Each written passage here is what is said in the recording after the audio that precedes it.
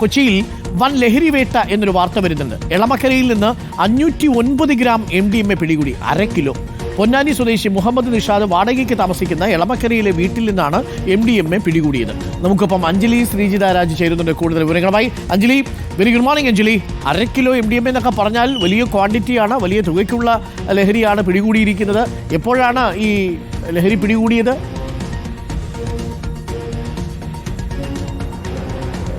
അരുൺകുമാർ, ഇന്നലെ രാത്രി, അതായത് ഇന്നലെ ഏറെ വൈകിയോടെയാണ് ഈ ഒരു MDMA പോലീസ് പിടികൂടുന്നത്. പുലർച്ചെ എന്ന് വേണമെങ്കിൽ നമുക്ക് പറയാൻ കഴിയും. കാരണം ഇന്നലെ രാത്രി ആലുവയിൽ നിന്ന് MDMAയുമായിട്ട് ഒരു വ്യക്തിയെ പിടികൂടിയിരുന്നു. അതായത് ആലുവ സ്വദേശിയായിട്ടുള്ള ഷാജി എന്ന് പറയുന്ന ആളുടെ കയ്യിൽ നിന്നും 47 ഗ്രാം MDMA പോലീസ് പിടികൂടിയിരുന്നിരുന്നു.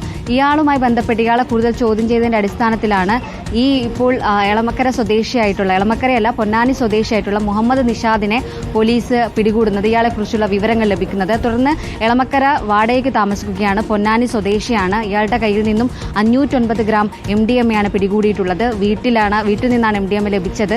ബാഗിൽ പ്രത്യേക അറയിലൊക്കെ സൂക്ഷിച്ച നിലയിലായിരുന്നു MDMA പോലീസ് കണ്ടെത്തിയത്. ഇത് ബ്ലേഡ് ഉപയോഗിച്ച് കീറുമ്പോഴാണ് ഇതിനുള്ളിൽ MDMA ഉണ്ടെന്ന് പോലീസിന് കാണാൻ കഴിയുന്നത്. 509 ഗ്രാം MDMA ആണ്. ഇന്നലെയും കൂടാതെ കഴിഞ്ഞ ദിവസങ്ങളൊക്കെ പോലീസ് ഇത്തരത്തിൽ രാത്രി വലിയ രീതിയിൽ ഈ MDMA, അതായത് കഞ്ചാവ്, ഇത്തരത്തിലുള്ള ലഹരി വസ്തുക്കളുടെ വ്യാപനം ഉണ്ടായതിന്റെ അടിസ്ഥാനത്തിൽ ഈ റെയ്ഡും മറ്റും നിരീക്ഷണങ്ങളും കൂടാതെ ചെക്കിംഗ് ഒക്കെ നടത്തുന്നുണ്ടായിരുന്നു. ഇതിന്റെ പശ്ചാത്തലത്തിലാണ് ഇന്നലെ ആലുവയിൽ നിന്ന്, മുട്ടത്തു നിന്ന് ഈ ഷാജി എന്ന് പറയുന്ന വ്യക്തിയിൽ നിന്നും 47 ഗ്രാം MDMA പോലീസിന് ലഭിക്കുന്നത്.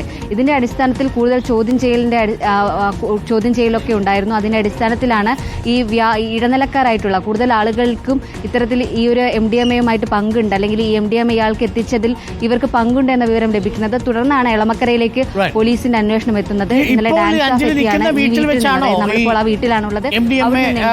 എവിടെ വെച്ചാണ് കണ്ടെത്തിയത്? എവിടെയാണ് ഒളിപ്പിച്ചിരുന്നത്? ഇയാളുടെ വീട്ടിലാണ്. എളമക്കര പൊന്നാനി സ്വദേശിയാണ്. എളമക്കര വാടകയ്ക്ക് താമസിക്കുന്ന ഈ വീട്ടിൽ നിന്നാണ്. പോലീസ് ഇപ്പോഴും ഇയാളെ വീടിന്റെ ഉള്ളിൽ നിന്നും ചോദ്യം ചെയ്തുകൊണ്ടിരിക്കുകയാണ്. ഇതുവരെ പോലീസ് പുറത്തേക്ക് ഇറങ്ങിയിട്ടില്ല. അതായത് 509 ഗ്രാം എന്ന് പറയുമ്പോൾ വലിയ ഒരു ക്വാണ്ടിറ്റിയാണ്.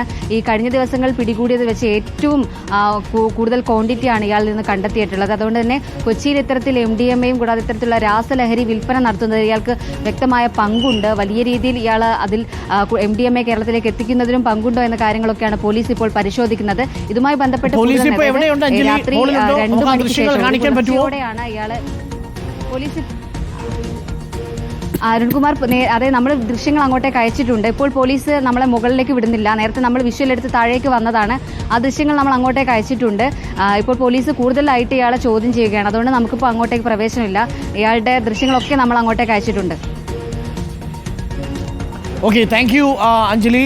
എന്തായാലും ആ വീട്ടിലാണ് ഇപ്പോൾ അഞ്ജലി ഉള്ളത്. 1/2 കിലോ MDMA. ഇത് വെച്ചെന്ത് പുട്ടുണ്ടാക്കാൻ പോയാൽ പുട്ടുപൊടി കൊണ്ടുവരുന്ന പോലെയാണല്ലോ MDMA ഒക്കെ കൊണ്ടുവന്നത്. 1-2 ഗ്രാമിനൊക്കെ ആയിരക്കണക്കിന് രൂപ വിലയുള്ള ലഹരി മരുന്നാണ് ഇപ്പോൾ കണ്ടെത്തിയിരിക്കുന്നത് എന്നുള്ളതാണ്.